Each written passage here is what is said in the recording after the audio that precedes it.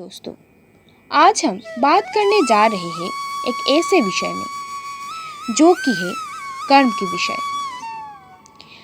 कर्म क्या है? क्या है उसकी परिभाषा?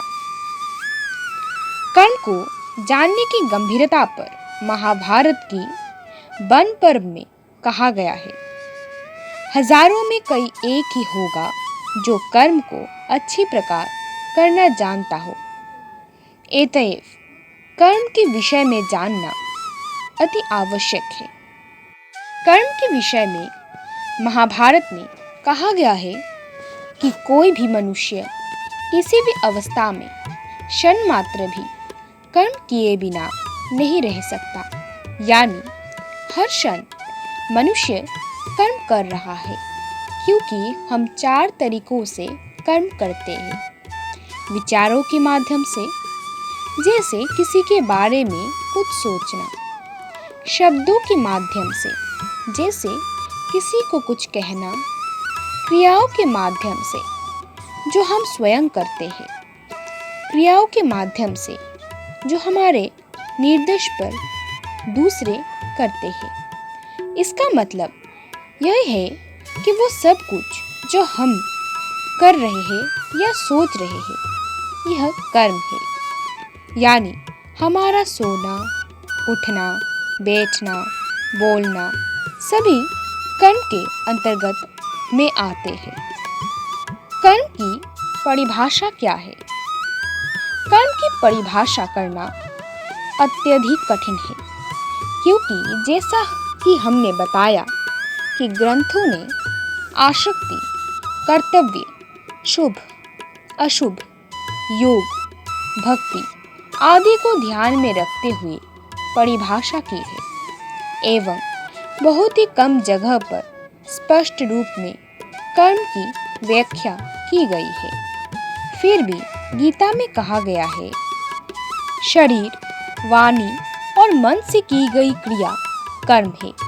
यानी शरीर निर्वाह संबंधी क्रियाएं, नींद, चिंतन आदि क्रियाएं और समाधि आदि क्रियाएं, ये सब ही कर्म है। इसी कर्म की परिभाषा को ध्यान में रखते हुए गीता में फिर कहा गया है कि मनुष्य किसी भी अवस्था में क्षण मात्र कर्म किए बिना नहीं रह सकता, क्योंकि हर पल मनुष्य मन, शरीर और वाणी से कुछ न कुछ कर रहा होता है। अस्तु, जो कुछ भी मनुष्य अपने जीवन में करता है वो सब कर्म है।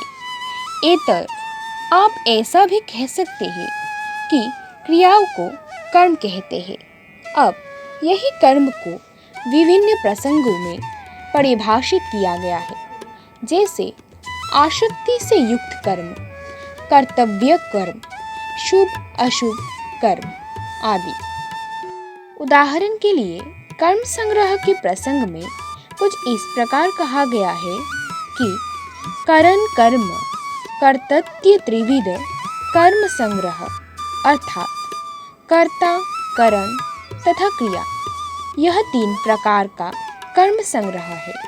क्रिया देखना, सुनना, समझना, स्मरण करना, खाना, पीना आदि क्रिया करते हैं। दूसरे शब्द में करने को ही क्रिया कहते हैं। कर्ता उपयुक्त समस्त क्रियाओं को करने वाला को ही कर्ता कहते हैं। दूसरे शब्द में कर्म करने वाले को कर्ता कहते हैं। करण जिस मन, बुद्धि और इंद्रियों के द्वारा उपयुक्त समस्त क्रियाएं की जाती है उसको करण कहते हैं। दूसरे शब्दों में जिन साधनाओं से कर्म किया जाता है उसे करण कहते हैं। इन तीनों के संयोग में ही कर्म का संग्रह होता है। गीता के अनुसार जब मनुष्य मैं करता हूँ ऐसा मानता है तो उसके किए गए क्रिया को कर्म कहेंगे। अतएव जब मनुष्य स्वयं कर्ता बनकर अपने मन, बुद्धि और इंद्रियों द्वारा क्रिया करने किसी कर्म को करता है तभी कर्म बनता है और फिर इसी कर्मों का संग्रह होता है जिसे कर्म संग्रह कहते हैं। अतएव यह कर्म संग्रह के प्रसंग में कर्म की परिभाषित किया गया है, अर्थात मनुष्य तो कर्म करता ही है, परंतु साथ ही है मैं करता हूँ, इस भाव से जो कुछ करता है वो कर्म है। यह कर्म संग्रह के प्रसंग में कर्म के बारे में बताया गया।